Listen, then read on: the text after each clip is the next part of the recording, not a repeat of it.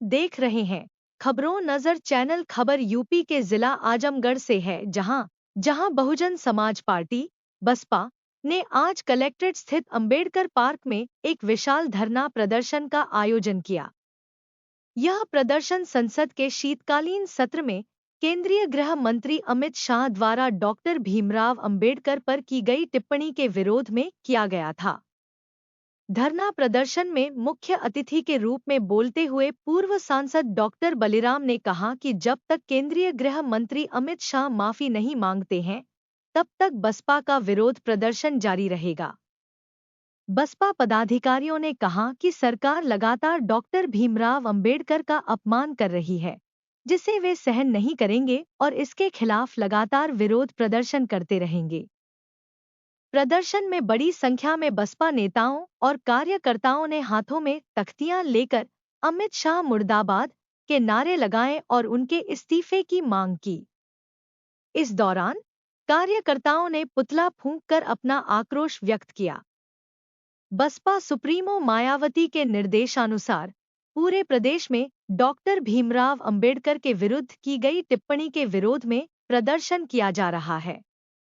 आजमगढ़ में भी बसपा कार्यकर्ताओं ने जिला प्रशासन के माध्यम से राष्ट्रपति को संबोधित एक ज्ञापन सौंपा।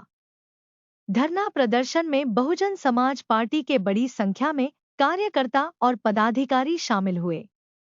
कार्यक्रम का संचालन जिलाध्यक्ष अरविंद कुमार ने किया। मुख्य रूप से पदाधिकारियों में जगदीश शंकर यादव सहित अन्य लोग उपस्थित रहे।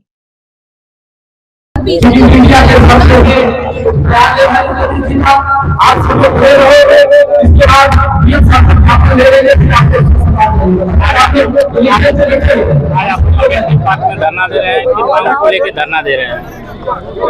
ये 17 दिसंबर को भारत के गृह मंत्री श्री अमित शाह जी ने ये बोला कि आप लोग बार बार डॉक्टर अंबेडकर कर रहे हो। अगर आप राम राम किए होते तो आप की 7 पीढ़ी स्वर्ग में चली गई होती। साथियों, कोई पढ़ा लिखा आदमी ऐसी बात नहीं कर सकता। स्वर्ग कहाँ है? स्वर्ग धरती पर है कि स्वर्ग आकाश में है? वो जिसको स्वर्ग मानते हैं, हम उन्हीं से कहना चाहते हैं, उनसे अपील करना चाहते हैं कि आप सभी लोग अपने दल के साथ स्वर्ग में चले जाइए। हम लोग आपका बहुत बहुत धन्यवाद करेंगे। आप अपनी 7 पीढ़ियों को लेकर के वहां चले जाइए।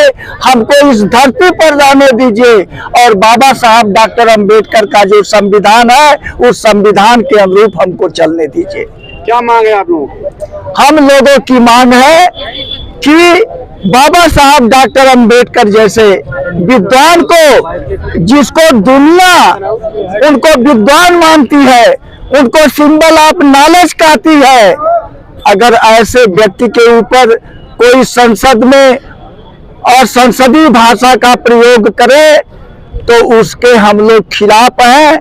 हम लोग यही चाहते हैं कि ऐसे व्यक्ति के को कम से कम, अगर वो गलती से ये बात कह दिया है, उन्होंने कहा कि ये प्रेस वालों ने तोड़ मरोड़ करके इस बात को रखा है, तो हम लोग ये मांग करते हैं कि वह आकर के लोगों के बीच में माफी मांगे, अपनी कही हुई बात को वापस लें।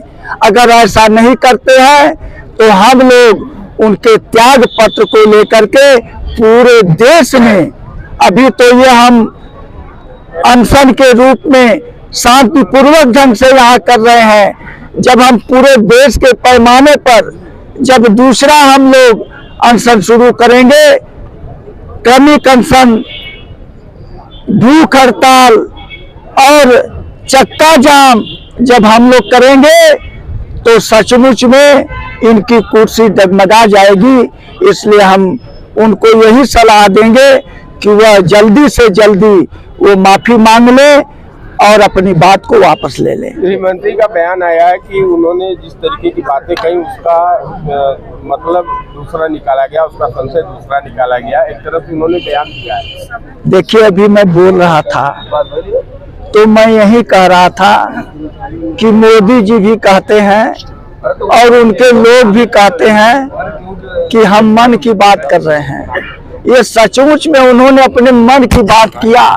उनके अंदर क्या चीज है, क्या सोच है, उस सोच को उन्होंने पार्लियामेंट में उजागर कर दिया।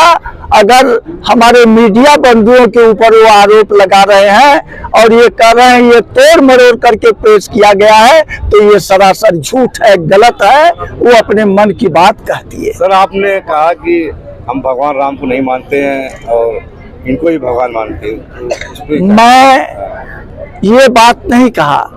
मैंने कहा कि शिक्षा का जो सबसे सर्वोच्च वो संस्थान है, जिसको हम एनसीईआरटी कहते हैं, एनसीईआरटी के चेयरमैन ने जब ये अयोध्या के मंदिर का ये उद्घाटन होने वाला था, उस समय उस चेयरमैन ने वक्तव्य दिया था कि ये राम और विष्णु ये सारे ये काल्पनिक हैं, इनका कहीं इतिहास नहीं मिलता है।